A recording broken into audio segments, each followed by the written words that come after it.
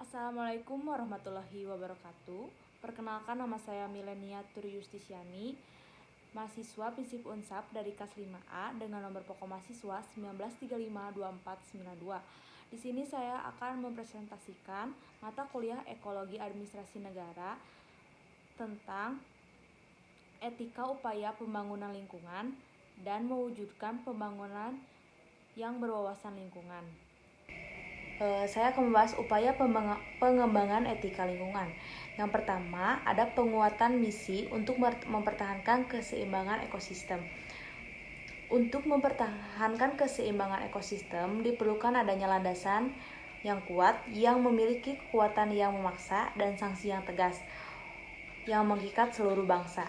Yang kedua, penetapan sikap untuk memperhatikan lingkungan. Dalam upaya ini, pemerintah telah memasukkan ke dalam rencana pembangunan yang kita kenal dengan Repelta 2, kemudian dituangkan dalam GBHN tahun 1973 sampai 1978.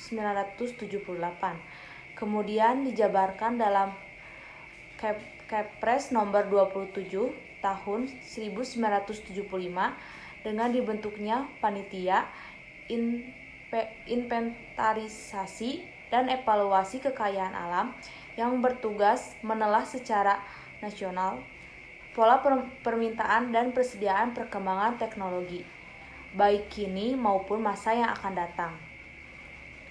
Aturan yang telah ada adalah Undang-Undang Nomor 4 Tahun 1982 UU LH. Baik, selanjutnya yang ketiga yaitu untuk memantapkan kesadaran masyarakat.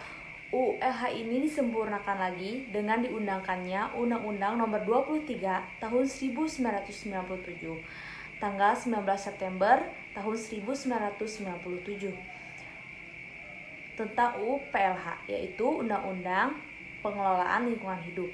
Yang keempat, manusia sebagai subjek dan objek dalam menjaga lingkungan hidup memiliki kewajiban menjaga dan melestarikan lingkungan hidup sesuai dengan kapasitasnya sebagai makhluk yang berpikir dalam perubahan fundamental sebagai sikap manusia modern terhadap lingkungan hidup dan alam sekitar.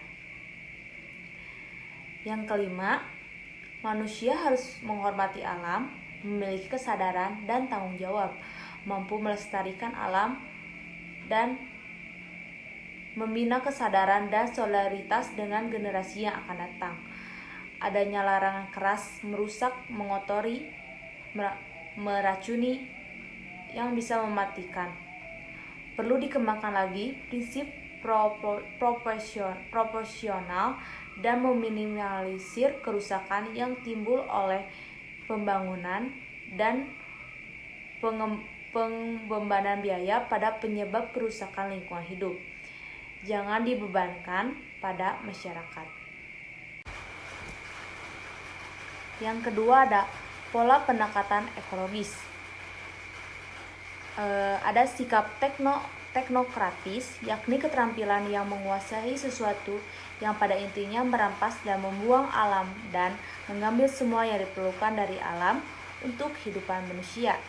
Yang selanjutnya sikap dikotomis, yang maksudnya melihat dan menempatkan lingkungan terpisah dari kehidupan manusia sehingga menimbulkan perilaku tak peduli terhadap lingkungan, sehingga melihat lingkungan sebagai berikut.